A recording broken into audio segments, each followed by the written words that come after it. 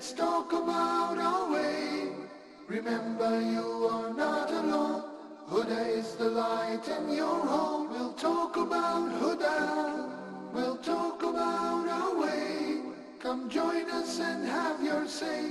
Let's talk about our way. Remember, you are not alone. Huda is the light in your home. Remember, you are not alone. Huda is the light in your home.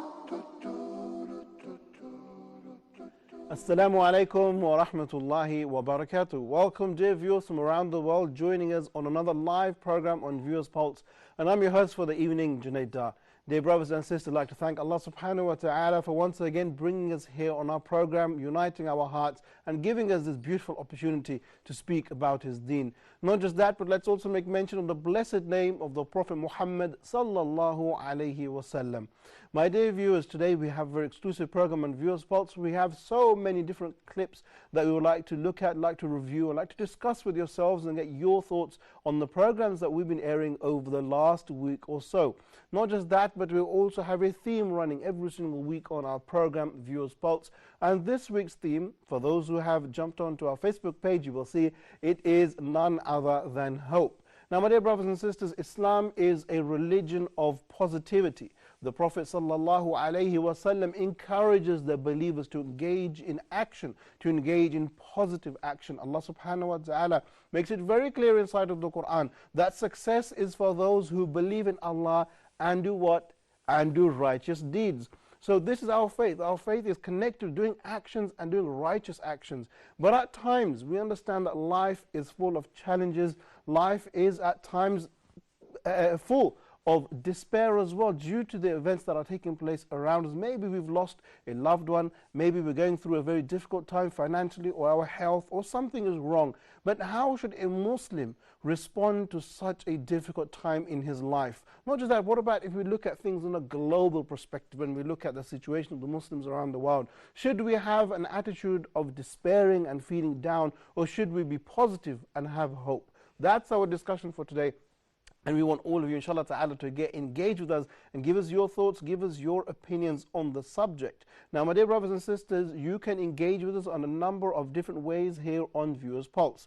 And this program is your program. We are live for the next hour, and hopefully we're going to review some programs and get your thoughts on our subject as well. So please do join us. We'd love to hear your thoughts, your comments, your queries, anything that you would like to add to the program. We'd love to hear it. And Viewers Pulse is your program, so you have the opportunity to express yourself freely without any limits. Now, you're probably wondering, thinking, how can I get involved with Huda TV, especially here right now on Viewers Pulse? Well, there are a number of different ways in which you can engage with us.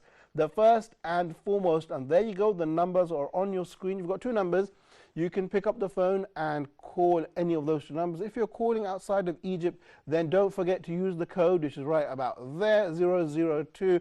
Call us, inshallah ta'ala, and I will welcome your call and be receptive to your ideas or whatever it is that you'd like to add to the program.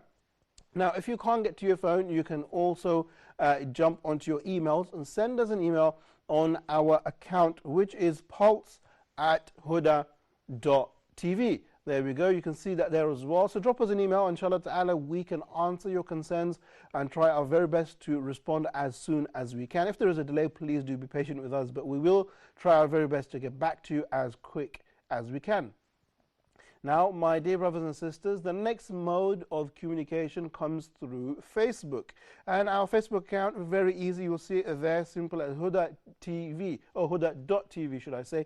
And you can, inshallah ta'ala, jump onto our page and take lots of benefit from the various reminders, various items coming from the Quran, coming from the Sunnah, statements from our scholars. So do join us on Facebook, and please, brothers and sisters, don't also forget that you must share and like our page. We want to try and expand the da'wah as much as we can. MashaAllah, by the blessing of Allah subhanahu wa ta'ala, and through your hard work, I repeat that again, it is a blessing that we have reached nearly 350,000 likes on our Facebook page, which is absolutely amazing, and we are growing with your support. So continue, my dear brothers and sisters, to spread the word, to give people invitations to our pages at the same time.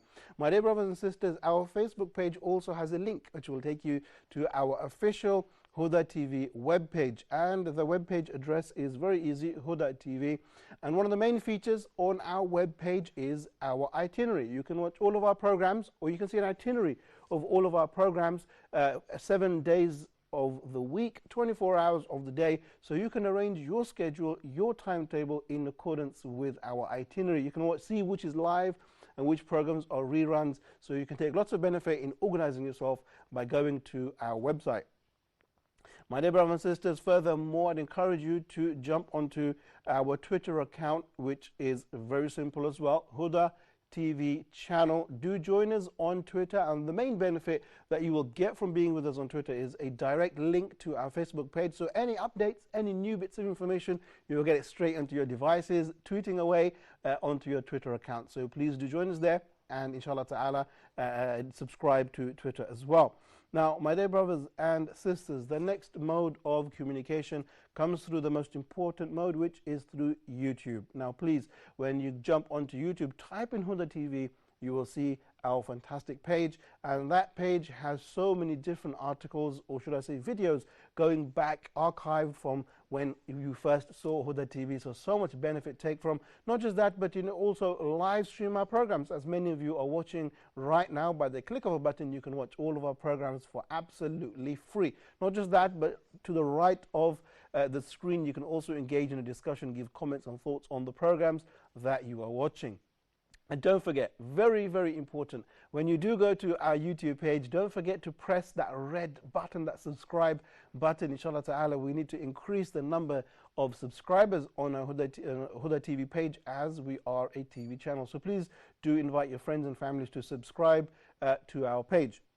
My dear brothers and sisters, the last mode of communication is through Skype. So do join us on Skype, where our address is Huda_TV. So please do join us on Skype, and inshallah ta'ala, we can engage in a discussion, we can engage in exchanging ideas and thoughts. So please do join us on Skype as well. And don't forget, after looking at all of these different ways in which we can communicate and how we can increase the viewership or increase people participating in Huda TV's activities, at the end of the day, we are a da'wah channel. So we are inviting people to the deen of Allah subhanahu wa ta'ala according to the Quran and according to the authentic teachings of the Sunnah of the Prophet Muhammad sallallahu alaihi wasallam. So if you invite somebody to do something good, what do you think you will get in return? You will also get a similar good to that. So just imagine, you invite somebody to Huda TV and they start praying, or they learn some dua, or they learn some Quran. Every time that person will do that one good thing, you will get the hasanat for it at the same time. How easy is it? How easy really and truly it is to gather these hasanat if we put our mind to it. So my dear brothers and sisters, please do join us, and please do engage with Huda TV. Before we move over to our reports, a gentle reminder once again of our subject matter, and that is of hope. Now, my dear brothers and sisters, Allah subhanahu wa ta'ala tells us many times in the Quran that we need to have hope in Allah subhanahu wa ta'ala. Hope in what? Hope in His mercy, that He will forgive us. Hope in what? In hope that He will enter us into His paradise. Hope in what? Hope in the fact that He will save us from the punishment of the hellfire. My dear brothers and sisters, it's so important that we remain positive, and it's so important that we have good thoughts of Allah, but at the same time, we have to be real. And this is where I want you, all of you, to join me in today's program. What issues really make a person down, make him feel despair, make him feel sad, and make him feel like he has no hope, he has no way to turn? And if you've experienced that, and you've come out of it, what did you learn and how did you come out of it? I would love to hear your story. I would love to hear your advice, and we can share that with the community so that they can also benefit from that as well. My dear brothers and sisters, we've got a beautiful report coming to you on the topic of not despairing. Let's watch this together, and then inshallah ta'ala, when we get back, we hear some comments and we can move forward with the rest of our program. So I'll see you shortly after this report.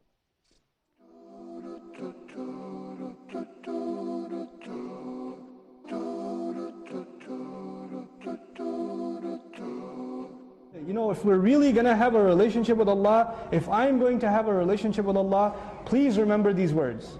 Please remember them. This is very important. People might have a good opinion of you, and people might have a bad opinion of you. None of that means anything to Allah.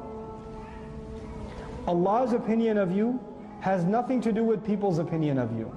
If people think you're great, that is no guarantee that Allah thinks you're great. None. None. You're kidding yourself. If people think you're terrible, you're going to hell, you're evil, that is no guarantee Allah thinks you're evil. You might still have Allah still has love for you. What people think of me and what people think of you means nothing with Allah. When people praise us and people condemn us, we don't let that make us think, oh, that's how Allah thinks of me. On the one hand, a person becomes delusional because people's praise makes them think they must be praiseworthy with Allah. They become delusional. Hypocrisy sets in. Self-righteousness sets in. And they lose all ranking with Allah. Then all they get is dunya and people's praise. And they come in front of Allah and Allah says, you got what you were working for. You got nothing with me. And on the other hand, you have people that may be trying to do good, but others judge them and, pass verdicts on them, and they start saying, yeah, people think I'm messed up, I must be messed up. Who told you you're messed up? Allah? No. Allah didn't give up on you, you gave up on yourself. And you come in front of Allah, Ya Allah, everybody thought I was messed up, and Allah has a right to tell you, I didn't judge you. People judged you. I kept the doors of Tawbah open for you. I have the invitation open. Why'd you give up on me? Don't blame people, blame yourself. So this is the relationship we have to have. وَهُوَ عَلِيمٌ بِذَاتِ الصُّدُورِ. He knows the nature of the chest. The bottom line of that is He knows who I really am. He knows who you really are. No one will know me better. No one will know me better. People complain sometimes, nobody understands me. My husband doesn't understand me. My wife doesn't understand me. My parents don't understand me. Even if nobody understands you, know one thing. Allah understands you and me very, very well.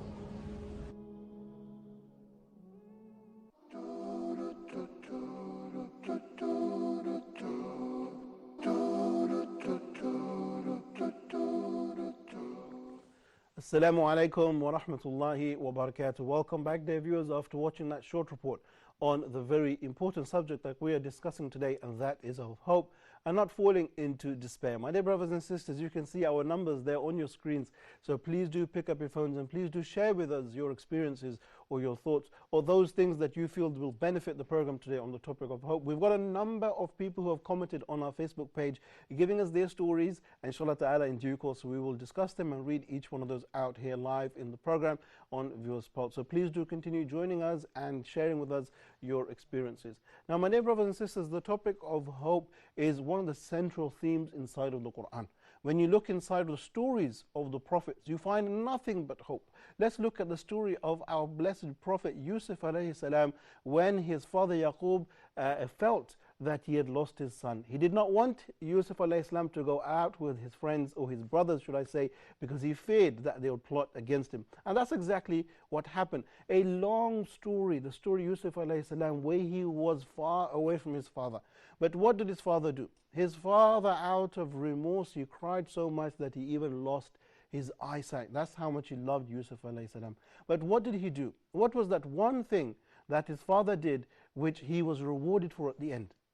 He was rewarded for the very fact that he was hopeful and he has positive thoughts of Allah subhanahu wa ta'ala. He was positive in the fact that he knew, after all these difficult years, these trials, these tribulations, that he will one day meet his son. And he believed he was alive. And he had a positive attitude towards these challenges. And subhanallah, when you look at the story of Yusuf alayhi salam towards the end, that's exactly what happened, where the father and the son were united once again. So my dear brothers and sisters, our theme for today is hope and not falling into despair. Pick up your phones, give me your thoughts, give me your ideas inshallah ta'ala on the subject. You are well informed, probably more informed than myself, so do share with us some of your ideas and your experiences as well.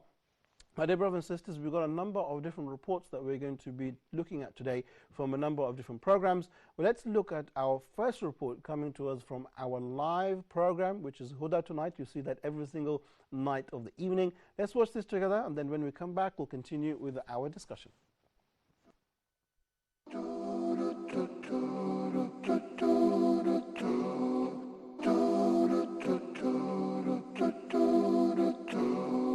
This is a very good point. Yeah.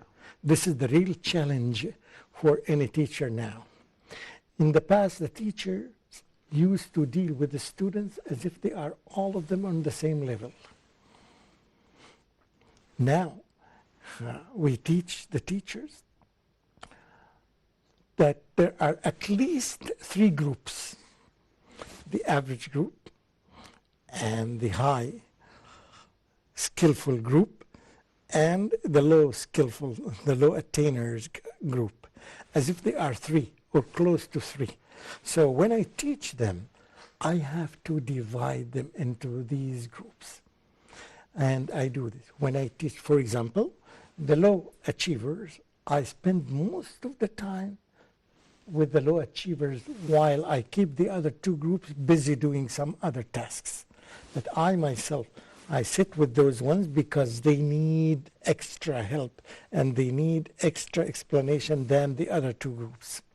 When I deal with the high achievers, right, I give them extra work. Even if I gave those people 2 pages to read, I would give those ones 10 or 20.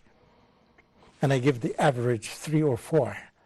So when I deal with them, I have as if I am preparing the lesson for 3 different classes. In other words, really, they exert the efforts of the teacher, but very positively.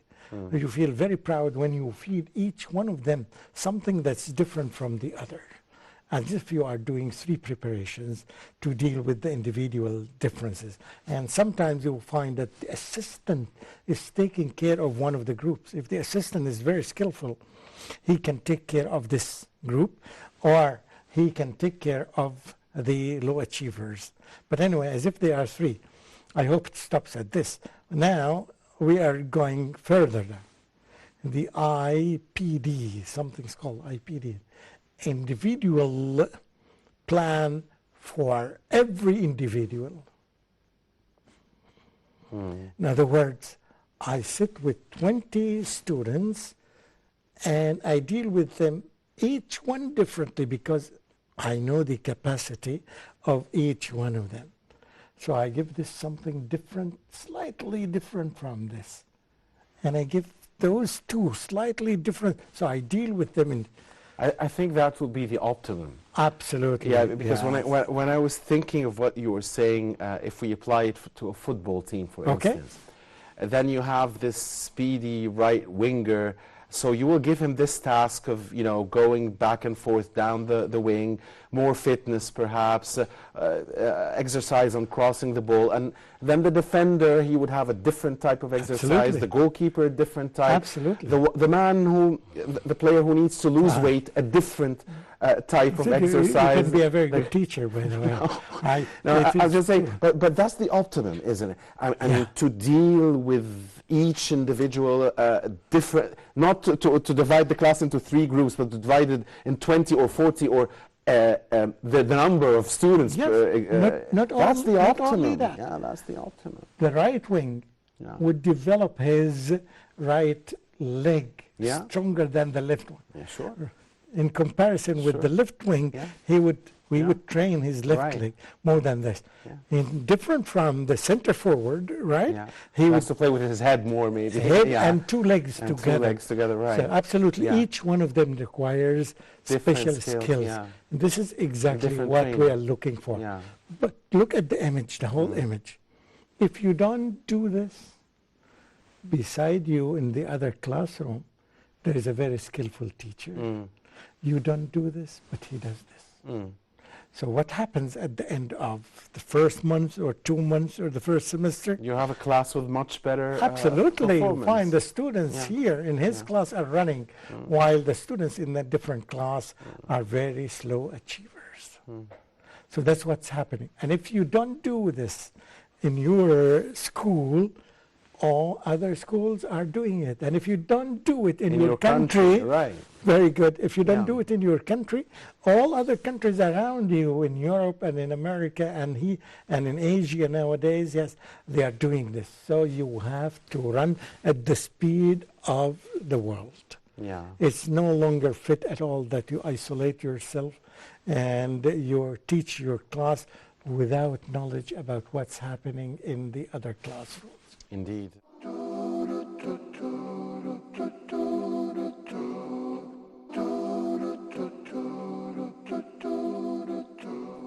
Assalamu alaikum wa rahmatullahi wa barakatuh. Welcome back, dear viewers. After watching that short report from our live program, Huda Tonight, you can see the program every night except for Fridays and Saturdays, which is airing at 10:30 p.m. and that's Mecca time, of course. So please do join us every single night of the week, starting off with the news delivered to us by our beloved brother Ali Coleman, and then the presenters follow in due course. So my dear brothers and sisters, the topic on that particular report was talking about education, and you cannot find a more important subject than that of education. SubhanAllah, dear brothers and sisters, those who invest in education today are the ones that will really attain and inherit the future.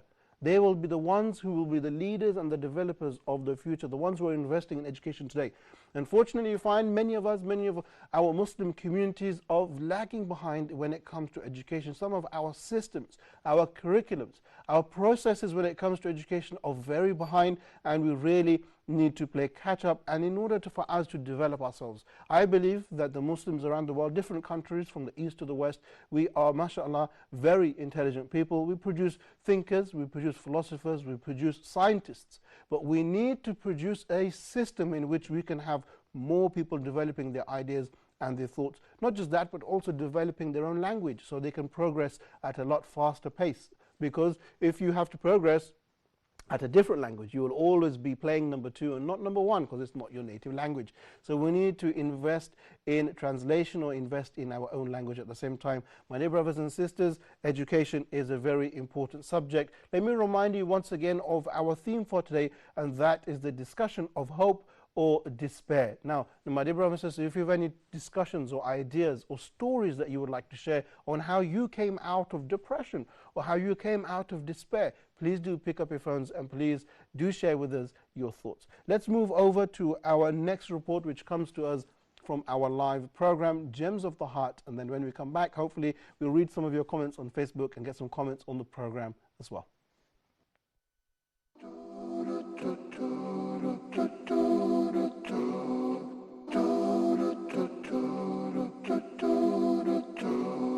Coming back for you to just touch on the importance once again of covering the mistakes of other people, especially covering the mistakes of Muslims. How important is it that we try our best to conceal the faults of others?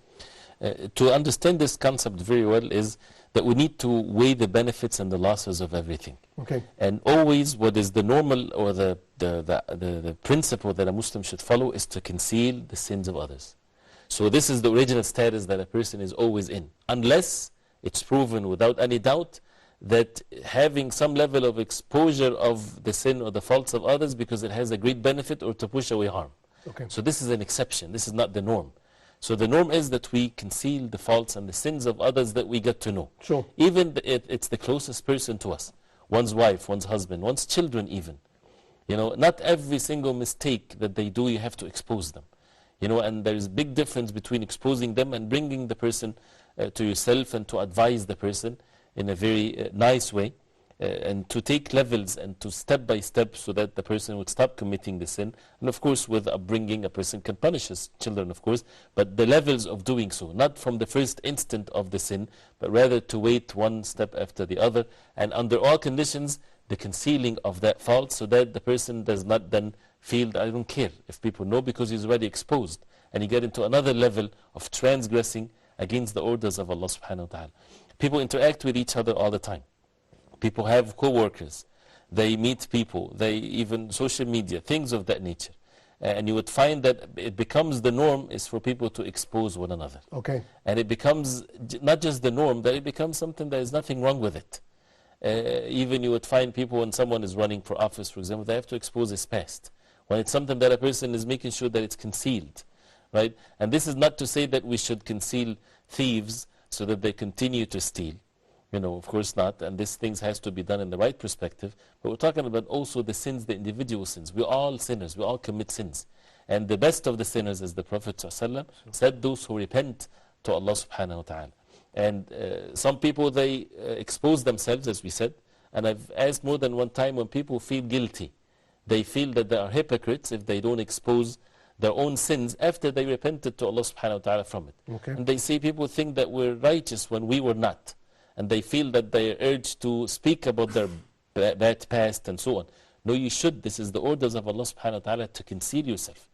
Even when the incident at the time of the Prophet ﷺ of Al-Ghamidiyya and others, when they came to the Prophet ﷺ and she said to the Prophet ﷺ that she committed zina and she wanted for the hadd and the punishment to be applied on her as a result of committing adultery. The Prophet ﷺ did not say, yes, take her and that's it. He turned away, calling her to conceal it. Sure. And that's better for her to conceal it. Okay. But she refused and she kept going till once it becomes given to the ruler or so on, then the punishment has to be fulfilled. So that's why even if a person commits such a major sin, he has to conceal his fault. Sure. To the extent of which if a person steals from another, right, this is then transgressing against someone else.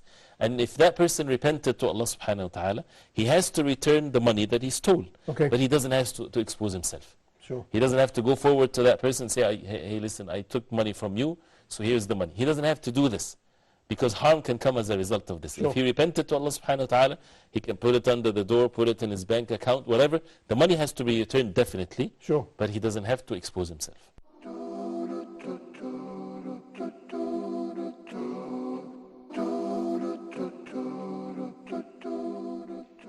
Assalamu alaikum wa rahmatullahi wa barakatuh. Welcome back, dear brothers and sisters, after watching our program Gems of the Heart, which you can watch every Wednesdays live at 7:30 or 7 o'clock, should I say, Mecca time. So do join us on our program Gems of the Heart every Wednesdays, where you get to hear Sheikh Ibrahim Zidan talking about a matter relating to our faith or our belief in connection to our heart. So please do join us on that. On that particular report, you got to hear the Sheikh talk about an important subject, and that is to conceal one's faults. The Prophet ﷺ was once reported to have said that Allah will forgive the sins of all people except for the one who boasts or shows off about the sins that he committed. How evil it is that Allah subhanahu wa ta'ala wants to cover your mistakes, doesn't want people to see the sins that you committed, but you go around showing off to the people about the times when you were ignorant and you used to make mistakes. So my dear brothers and sisters, not from the character of a believer to show off about the things that he used to do wrong or the mistakes that he has made. So we should put that into our mind and try not to bring that about, not just upon ourselves, but also when we're looking at other people. If you see a person has made a mistake, then we shouldn't be the first people to go out and expose him. And just like the Sheikh said, a gentle reminder to all of us. And unfortunately, in the day and age that we live in now, with access to social media, it's so easy to just press a button and to spread information, or should I say spread misinformation. And especially when we are talking about the lives of people, backbiting or spreading slander. If one has made a mistake, we shouldn't go out and put a post on Facebook or a tweet onto Twitter and inform the whole world about his or her mistake. Rather, we should be like the way the Prophet ﷺ taught us, and to cover that mistake and not to let anybody else find out. Because imagine you in that situation, would you like the whole world to see your mistakes? Of course not. My dear brothers and sisters, let's take a short break here, and then when we come back, we will continue with more of our reports and also read your comments on the topic of hope from Facebook. So I'll see you all after this break.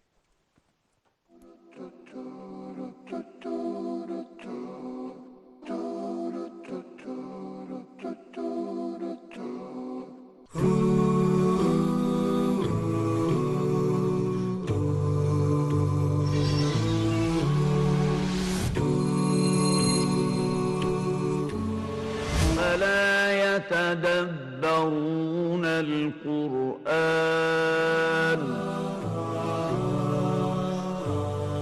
One day the Prophet ﷺ came out to the companions radiallahu anhum, and he said to them, don't you bear witness that Allah subhanahu wa ta'ala is the only one worthy of worship and he has no partners?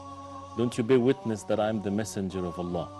Don't you bear witness that the Quran is from Allah subhanahu wa ta'ala? So the companions radiallahu anhum, they said, yes, O Prophet of Allah. Then the Prophet ﷺ said, فَأَبْشِرُوا, have the glad tidings, the great news as a result of this. Because the Quran has two ends to it. One end with Allah subhanahu wa ta'ala and one end in your hands. Then he said to them alayhi salatu wassalam, فَتَمَسَّكُوا بِهِ, hold fast to it, because you would never be led astray and you would never be perished if you're holding fast to the book of Allah. Because of that, Join us every week in Quran in Depth, where we recite and reflect and ponder over the verses of the Quran. We go in depth into the verses, following the ways of the Prophet ﷺ and the companions radiallahu anhum. When they used to take the verses, one set of verses after another, they would recite it, they would reflect upon the meanings of it, and they would act according to it, and then they would go to the next set of verses. Join us every week in Quran in Depth, so that we would recite and reflect and learn more about the Book of Allah. We ask Allah subhanahu wa ta'ala to bless our life and to make us among those who follow the Quran and the way of the Prophet sallallahu alaihi wasallam.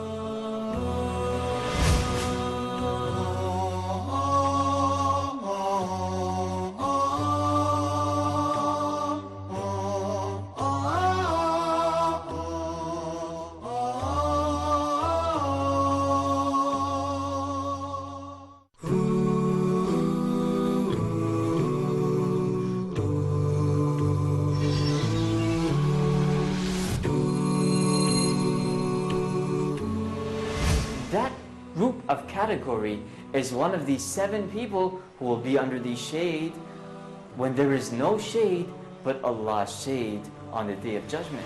Scholars of Arabic language explain the meaning of the word haya. They said it's the fear of something that's shameful. At the same time you try to solve your problems, then you will see the results. And the advantage is sticking to the sunnah. When you stick to the sunnah, that's when you see the advantage. But could you elaborate more? What do you mean, sticking to the sunnah? They commit a lot of major sins, because the problem is that they try to convince you by saying Wallahi is the best, Wallahi it is the best, you won't find anything like it, So you're going from a sin to another sin, to a greater sin. Man, it's been over 1 hour, I'm waiting for you. Okay, bro, it's not a big deal. At least you should have called.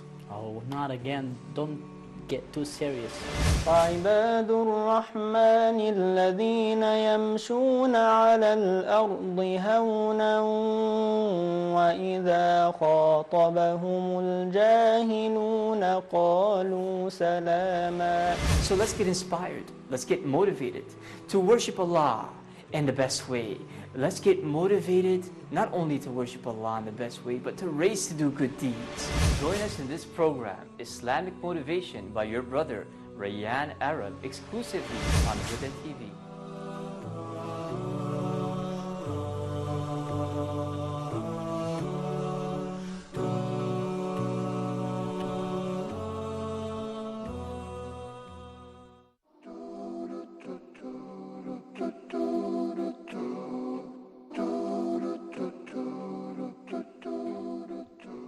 Assalamu alaikum wa rahmatullahi wa barakatuh. Welcome back, dear viewers, after joining us from a short break. Now we are continuing with our program, and the theme still stands. My dear brothers, we are talking about hope, or the opposite of that, which is despair. So do call us. You can see the numbers on your screen. Give us your thoughts on the topic. Give us your experiences. And if you have any points of benefit that we can take from, please do share those with us as well. Now, before we go over to our report, I'd like to just read one comment that we've received on Facebook so far. And this comes from Sister Zainab Amina Fawzi, and she says, Assalamu alaikum. I would like to say to the one who says, I lose hope. So she's given advice to the person who has lost hope, and she says, Allah created you, your problems and the solutions. It is not hopelessness that Allah wants for you. Yes, it's feeling very disappointed, but Allah is your creator. He is the creator of all things. Be optimistic about what Allah has planned for you and seek His guidance. Make dua for every single detailed thing you want, as long as it's truly good for you and it's in accordance with the Quran and the Sunnah. So mashallah, Sister Zainab Day is giving a piece of advice for those who may be feeling a little bit of despair, and that is the golden rule of dua, that we turn to Allah subhanahu wa ta'ala, we have hope in Him, and we think positively at the same time. Now, my dear brothers and sisters, let's take another comment before we move to our report. And this comes from Sister Mansoura Hussain, and she says, Assalamu alaikum. I have lost hope many times because of hardship or sickness or failures, but I got hope back when I remember that I didn't exist on my own, and definitely my Maker Allah will definitely come to my aid, because verily Allah is with the patient ones. So to those who ever feel that they have lost hope, I will say, No, brother or sister, when you have faith in Allah, all hope is not lost. Be just like a bird that leaves its nest but finds its return when it finds its food when it returns. So mashallah, Sister Mansoura there explains her story, how she felt lost or how she felt difficulties in the time of calamities in her life, but she came back, she bounced back, and she came back stronger. Because why? Because Allah subhanahu wa ta'ala is our Lord, and Allah subhanahu wa ta'ala will not leave the believer to just go astray. Allah subhanahu wa ta'ala protects His believers. The angels protect the believers. The environment, the scenario, everything you're in are protecting you, because Allah subhanahu wa ta'ala promises the protection of the believers. Let's move over to our report talking about not losing hope, and when we watch this we'll come back and continue with our further reports.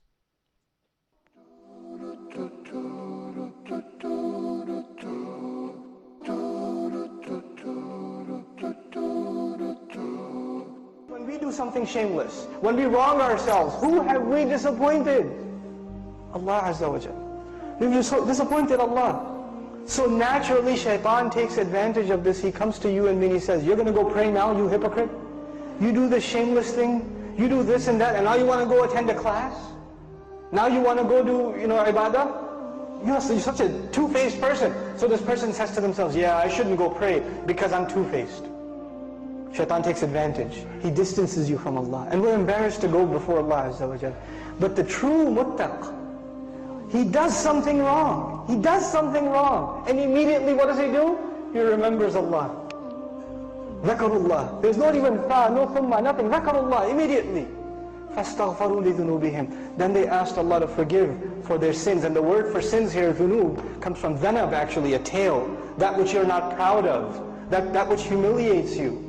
Something you did that you're not proud of. And they ask Allah to forgive those embarrassing things that they did. وَمَنْ يَغْفِرُ الذُّنُوبَ إِلَّا اللَّهِ. Who's going to forgive sins if not Allah?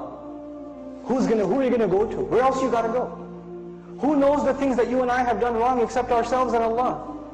There's a lot of things in our closet that Allah has not exposed.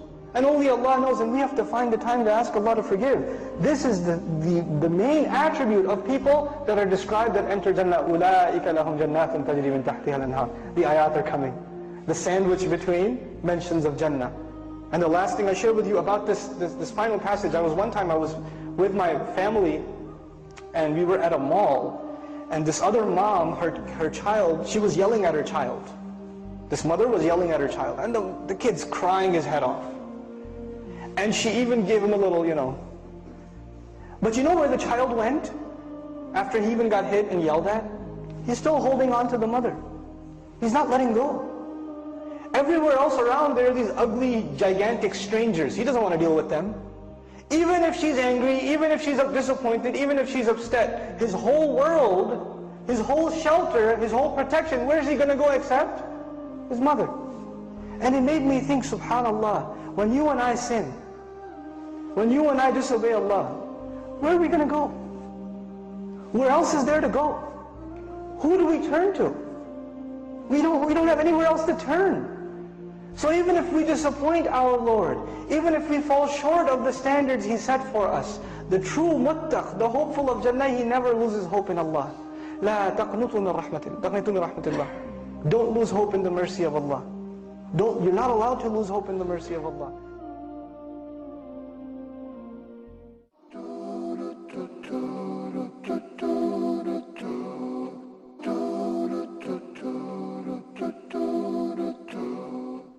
Assalamu alaikum wa rahmatullahi wa barakatuh. Welcome back, dear viewers, after watching another short report on the important subject of hope from Nouman Ali Khan. And I think he makes the image or the picture very clear, and that is the fact that we should not lose hope in Allah subhanahu wa ta'ala's strength and in His support. Allah protects the believers no matter where they are. So my dear brothers and sisters, do pick up your phones and do join us in the studio and give us your thoughts on the subject or your experiences at the same time.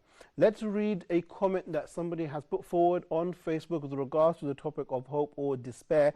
Sister Jarho, and she says, MashaAllah, nice topic. Can I share mine here? Yes, I give up because I thought it's not the right thing for me. But I realize that we will leave this life because it's temporary. So why I waste time on negative things when it is possible to live peacefully with contentment and and patience, but you can have that patient and contentment through asking Allah to grant you in your prayer, because hoping for something without praying is a waste. And I encourage people who lose their hope through relating to the hadith of the Prophet ﷺ, and as it is the best example to inspire them not to lose hope after giving up. So Sister Jar, she says there, mashallah, giving us the verse of the Quran, Allah tells us to hold on to two things whenever we face any difficulty, and that is prayer and patience. The two P's, prayer and patience. Stay connected with Allah subhanahu wa ta'ala and be patient. Know that the victory of Allah subhanahu wa ta'ala is coming close. My dear brothers and sisters, we have an upcoming report from a new program which has recently been aired by the topic of stories from the Sunnah, and this is delivered to us by Sheikh McCarthy, and he talks about the power of devotion. And you can watch this particular program every Mondays and Thursdays, and it airs at 8:30 p.m. and that's obviously KSA time, so Mecca time, and it's a brand new series where the stories from the Sunnah, the lives of the Prophet ﷺ, and various other examples are going to be discussed. So with this particular program, we encourage you all to watch and enjoy, and let's take a look at this report, and then we'll come back and take your comments as well.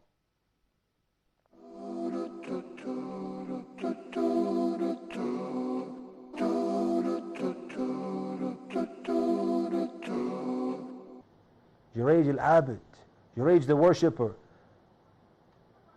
They remember the story when she went to distract him. They said, he fell into zina and he's a phony.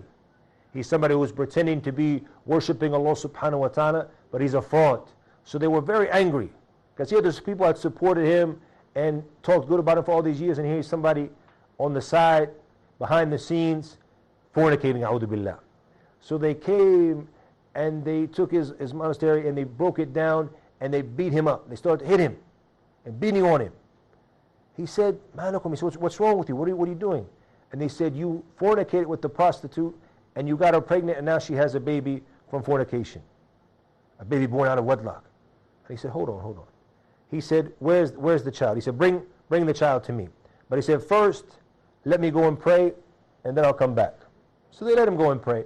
He went and prayed and then came back, and he said to the child, Ya walad, man abuk? He said, oh boy, who is your father? And he said, Ar-Ra'i, the shepherd is my father. The boy spoke. And that's why at the beginning of the story in Sahih al-Bukhari and Sahih Muslim, the Prophet ﷺ, he said that only 3 people, they talked when they were babies. The first was Isa ibn Maryam, Jesus the son of Mary, and the second was the companion of Jurayj, and the third one, which we'll mention now inshallah ta'ala. So here he spoke as a young baby, and he said that the father is the shepherd, not Jurayj, it is the shepherd. Subhanallah. Allah subhanahu wa ta'ala made this baby speak because of this man had devoted himself to worship for Allah subhanahu wa ta'ala. So here the people of Israel, they came and they started to kiss him and to hug him and to apologize for him, and they said, we will build back your place of worship, we'll build it back now from gold for you, to make it something very, very high class. He said, no. He said, build it back just like it was, from mud or whatever it was from. He said, build it back just like it was, and he continued to worship Allah subhanahu wa ta'ala. But he was tested through the dua that his mother made.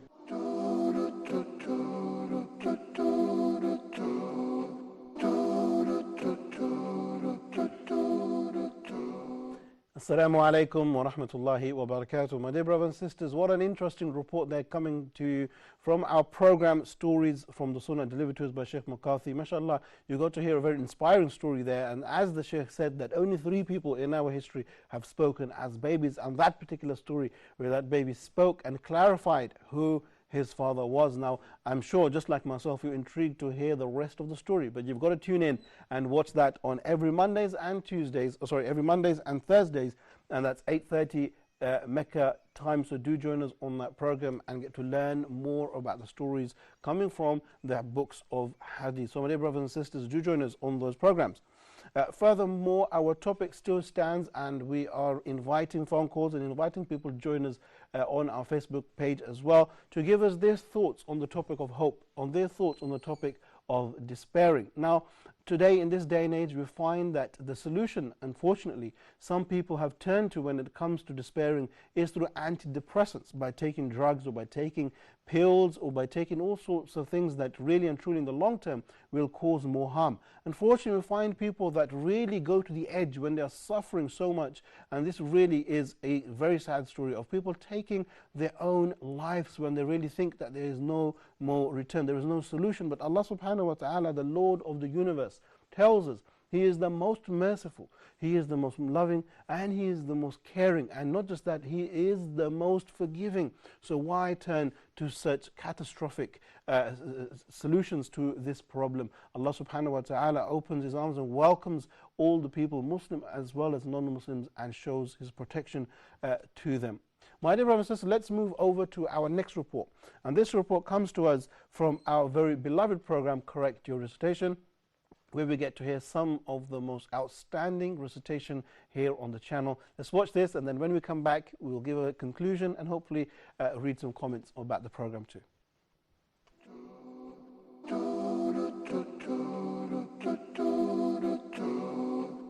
أعوذ بالله من الشيطان الرجيم وكذلك ما أرسلنا من قبلك في قرية من نذير إلا قال مترفوها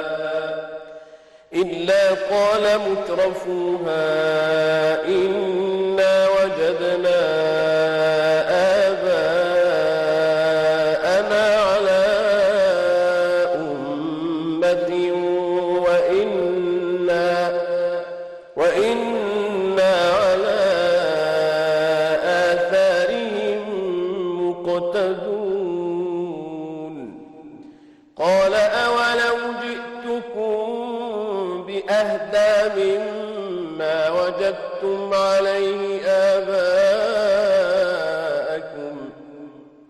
قالوا إنا بما أرسلتم به كافرون فانتقمنا منهم فانظر كيف كان عاقبة المكذبين وإذ قال إبراهيم لأبيه وقومه إنني براء مما تعبدون إلا الذي فطرني فإنه سيهدين وجعلها كلمة باقية في عقبه لعلهم يرجعون بل متعت هؤلاء وآباءهم حتى جاءهم الحق بل متعت هؤلاء وآباءهم حتى جاءهم الحق ورسول مبين ولما جاءهم الحق من عندنا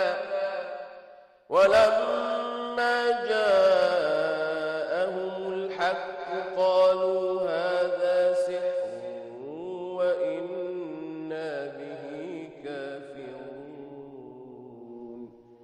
وقالوا لولا نزل هذا القرآن على رجل من القريتين عظيم أهم يقسمون رحمة ربك نحن قسمنا بينهم معيشتهم في الحياة الدنيا ورفعنا بعضهم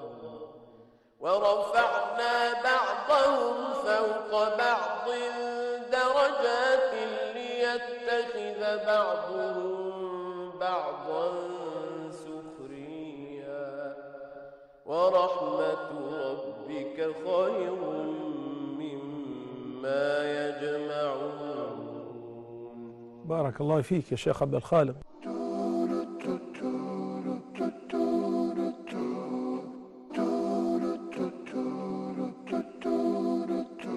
Assalamu alaikum wa rahmatullahi wa barakatuh. Welcome back, dear brothers and sisters, after watching that short report on Correct Your Recitation. One of my favorite programs, subhanAllah. When you get to hear recitation like that, it softens your heart. It makes you come closer to Allah subhanahu wa ta'ala, and truly, truly, truly, it fits our topic today, and that's the topic of hope and despair. When you hear the words of Allah subhanahu wa ta'ala, when He's talking about His mercy, His rahmah, how can one truly fall into despair? When you hear the words of Allah, the speech of Allah, it truly lifts the heart, connects you back with your Lord, and reminds you, and it truly reminds you that you came from Allah subhanahu wa ta'ala and you are going to return back to Allah subhanahu wa ta'ala, and this world is nothing but temporary. My dear brothers and sisters, I would also like to remind you that one of the biggest blessings Allah has given us after the blessing of Islam is none other than human life. That Allah has given us the ability to be alive and to do things, to attain and to get those good deeds. And that is a real beauty from Allah subhanahu wa ta'ala. One time the Prophet ﷺ said, one of the best, should I tell you about one of the best things you could do?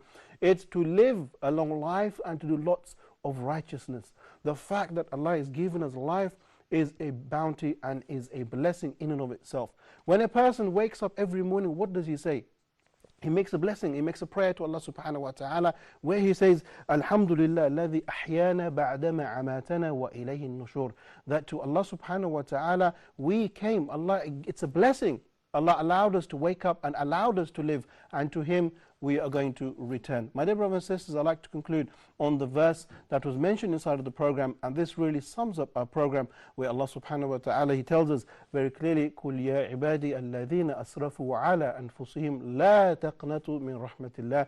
O you who believe, do not give up, do not abstain from the mercy of Allah subhanahu wa ta'ala. Allah truly becomes angry with the person who abstains from asking Allah. Allah wants to forgive you, but you must turn to Allah first. On that note, my dear brothers and sisters, I'd like to thank you all for tuning in. We will see you next week on our program Viewers Pulse. Until then, Assalamu alaikum wa rahmatullahi wa barakatuh. Talk about Huda, we'll talk about our way. Come join us and have your say. Let's talk about our way. Remember, you are not alone. Huda is the light in your home. We'll talk about Huda, we'll talk about our way. Come join us and have your say. Let's talk about our way. Remember, you are not alone. Huda is the light in your home. Remember, you are not alone. Huda is the light in your home.